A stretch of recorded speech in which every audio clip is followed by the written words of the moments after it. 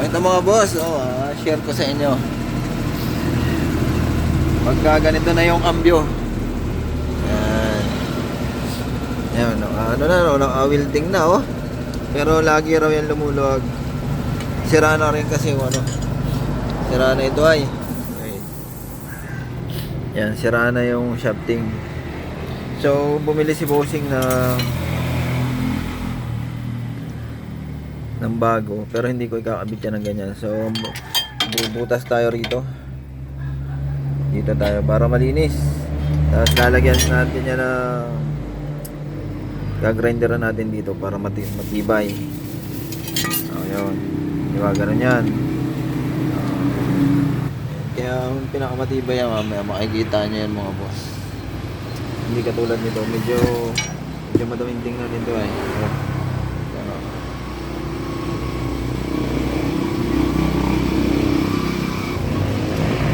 Ganyan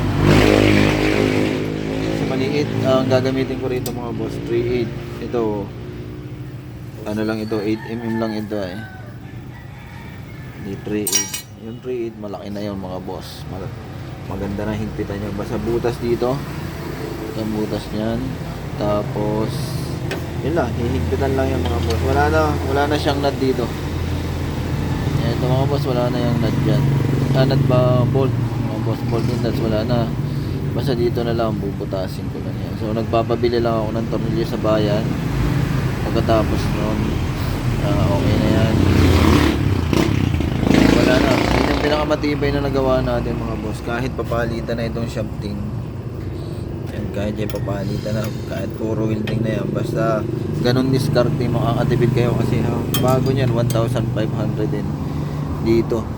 Tapos ito replacement. Ang bago naman ito nasa 300 plus. Ito 100 plus lang to. Papatibayin na lang natin mga boss. Kaya share ko lang sa inyo kasi ang dami na niyang ang dami niyang mga diskarte. Ilang beses na itong ginawa yan, ilang beses na ginawa dito. Tapos ang niyan may baak na, tapos tuhog, tapos meron pa rito diba? Matibay na sana pero hindi pa rin mga boss. May diskarte pa dyan mas matibay. May back na rin dito. Talagang tad-tad na tad-tad na paraan. So yun. Basta yun nga, ang puputasan ito dito 3.8. Ayan, hindi ko lang nasabay-sabay mga boss kasi natin nagpapamila. Pag nabutas to ng 3.8, welding na lang yun dito mga boss. Upload ko na lang sa sunod na video kung anong pangyayarihan.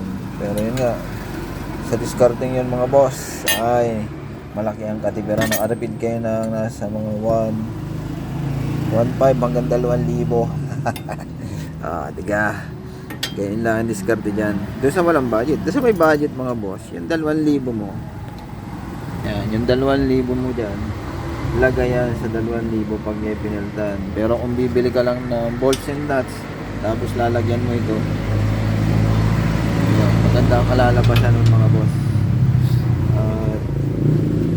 Walang ibang paraan na maganda. Sa ilalim pa din yung